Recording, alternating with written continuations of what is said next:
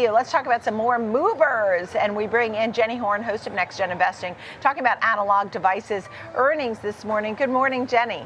Good morning, Nicole. And Analog Devices, a pretty nice earnings result here, as we did see significantly now higher fourth quarter profit on a 26% jump in revenue, which was led by growth from its industrial as well as communication segments. So the semiconductor company did report earnings of roughly $1.60 a share. That was well ahead of the 96 cents we saw a year ago on an adjusted basis. So $2.29 a share, as we saw that surpass estimates of roughly $2.24 a share. Now, revenue came in around $3.08 billion. That was ahead of the roughly $3 billion expected. But the top line growth was seen across all of their segments, with communications rising 37%.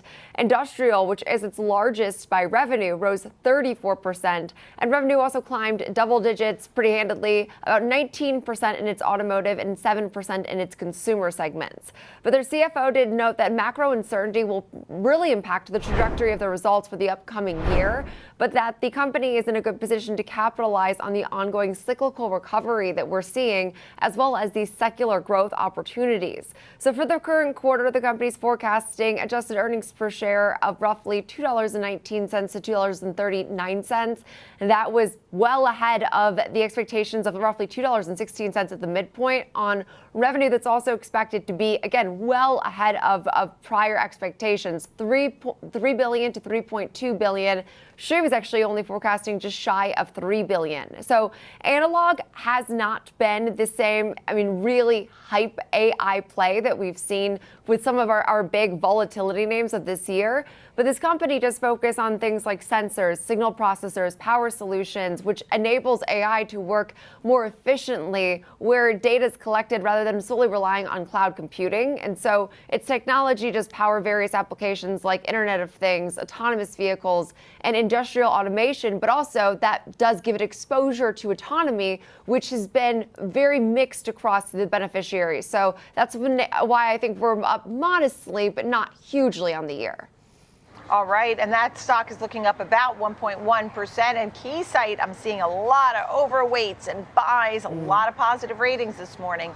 Yeah, for another name that operates in the tech world, obviously a very different type of company, but Keysight is also rising, as we did see higher revenue in its latest quarter, really driven by growth in its communication solutions group. And so stocks climbing as much as 14%.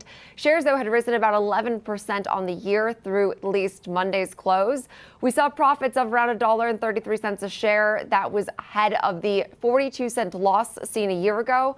Adjusted earnings per share also easily surpassed $1.91 versus the $1.83 expected, and revenue also surpassed estimates and did mark growth from on a year-over-year basis. But that growth for their bottom line was, or top line, was led by this 11% rise in their communication solutions group, driven by the continual investment in AI data center infrastructure, as well as non-terrestrial network applications and defense modernization. And so revenue from its electronic solutions group also was a bright spot, up 9%. They did highlight the order momentum, which they saw accelerate through the quarter and also through this current quarter. And so for that reason, also saw some pretty nice guidance as they gave slightly ahead of their prior range as far as forward-looking earnings expectations.